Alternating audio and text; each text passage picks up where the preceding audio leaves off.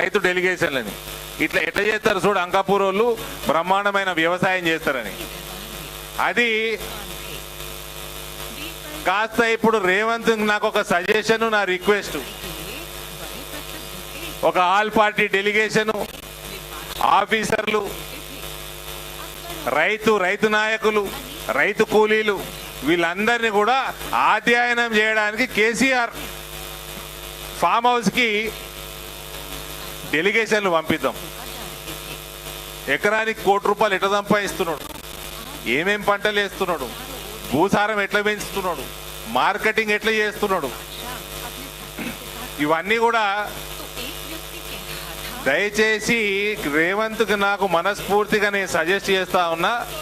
ఇవన్నీ మన రైతుల కోసం, రైతుల భవిష్యత్తు కోసం, రైతులకు ఒక స్టేబుల్ ఇన్కమ్ ఉండాలి, స్టెబిలిటీ రావాలి రైతులకి. ఎంతసేపు కేసీఆర్ పాలనలా మస్తు కథలు చెప్పిండండి కేసీఆర్.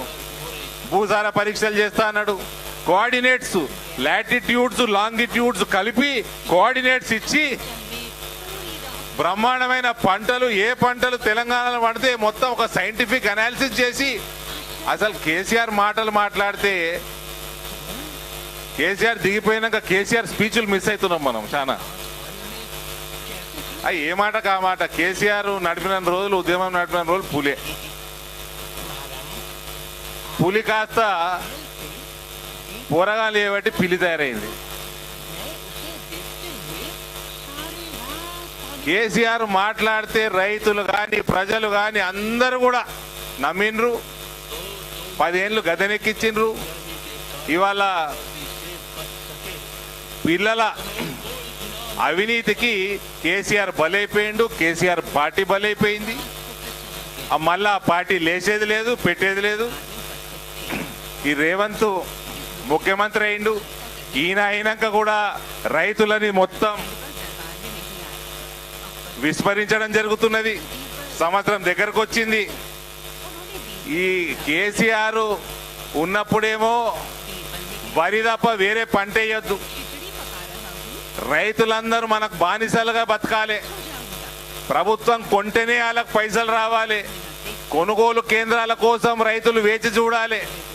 ఈ రకంగా ఉంటుందా అండి? బంగారు తెలంగాణ అని బంగారు తెలంగాణ తెచ్చుకున్న వాళ్ళం. కేసీఆర్కి సపోర్ట్ చేయని వాళ్ళు ఉన్నారు ఆవిడ. ప్రతి ఒక్కరు సపోర్ట్ చేసిండ్రు, పార్టీలకు అతీతంగా సపోర్ట్ చేసిండ్రు. నట్టేట పోరగాన్ల కోసం నట్టేట ముంచిండు తెలంగాణ అని కల్వకుంట్ల చంద్రశేఖరరావు. ఇవాళ వీళ్ళు వచ్చి వీళ్ళు అదే బాట పట్టిరు. మళ్ళా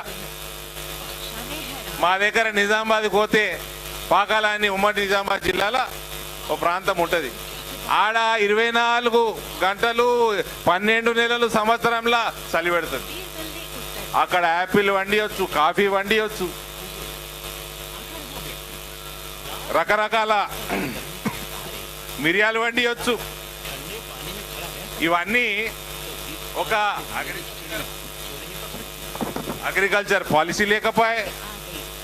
అదే కేసీఆర్ విధానమే కొనసాగుతున్నది, నమ్మిచ్చి మోసం చేసే విధానమే కొనసాగుతున్నది.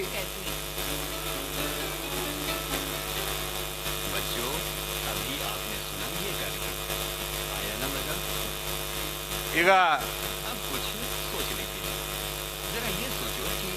మన కేసీఆర్ కొడుకులో మాట్లాడుతున్నాడు ఈ మధ్య.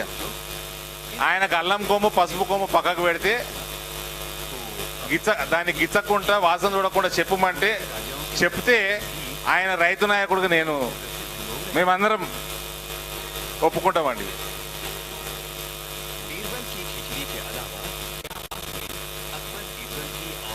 తెలంగాణకి జాతిపిత కావాల్సిన కేసీఆర్ ఇవాళ పోరగాన్లకి పితగా మిగిలిపోయింది, 2 పోరగాన్లకి. ఎందుకంటే ఆ 2 పోరగాన్ల అవినీతి, భాగవతాలు, వ్యవహారము ఇవన్నీ కథం పట్టించిండు. ఆయన కథమైండు, పార్టీ కథం పట్టించిండు, తెలంగాణను కథం పట్టించిండు. అదే రకంగా ఈ కాంగ్రెస్ పార్టీ ముందుకు పోతా ఉన్నది. ఈ కేసీఆర్ పార్టీ ఎక్స్పైరీ అయిపోయిన మెడిసిన్, అది ఎక్స్పైరీ అయిపోయిన మెడిసిన్ విషం కంటే డేంజర్ అది. కాబట్టి